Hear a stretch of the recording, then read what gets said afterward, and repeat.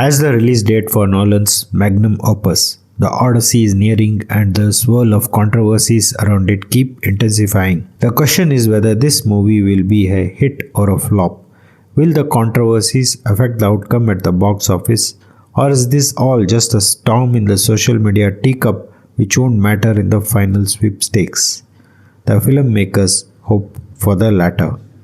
First, the tailwind. The critics' reviews are all very positive and glowing. The pre-booking numbers are off the charts. The opening weekend projection for the domestic US box office is a very strong $80 to $100 million, which could go up to even $120 million.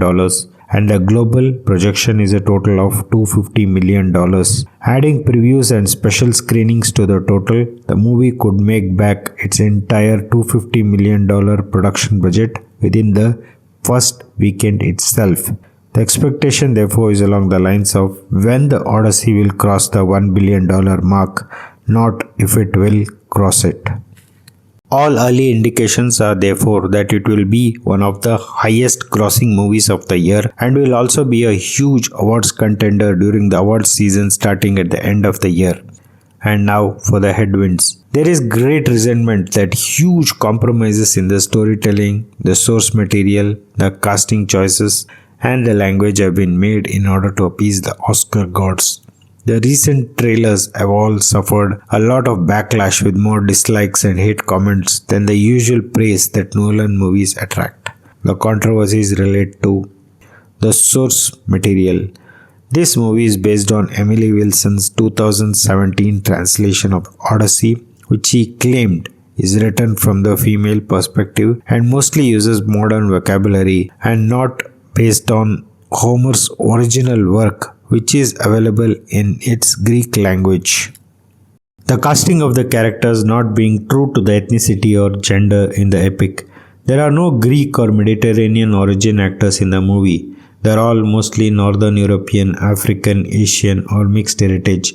This has created a huge storm in Greece, where an open protest letter was published in a prominent newspaper accusing Nolan of insulting Greek heritage. The use of modern, everyday, even Gen Z slang in the dialogues instead of the traditional literary language used in historical and mythological epic movies has also been a source of ridicule for the movie. The costumes are so out of place and anachronistic for the Bronze Age period of the epic.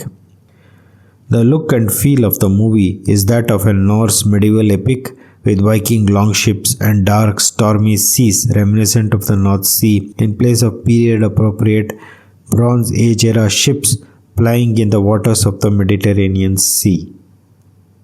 The poor cinematography. Why are the visuals so dark and bleak when the movie is set in the sun-blessed Mediterranean region? Boycott calls for the movie by some sections upset over them filming it in the occupied Western Sahara region.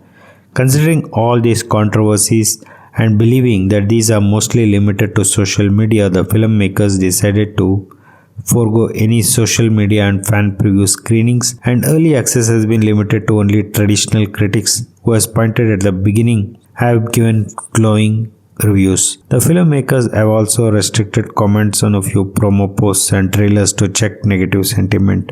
Considering both the positive and controversial aspects, the final box office verdict on the movie might actually hinge on the audience reception of the movie once it's released.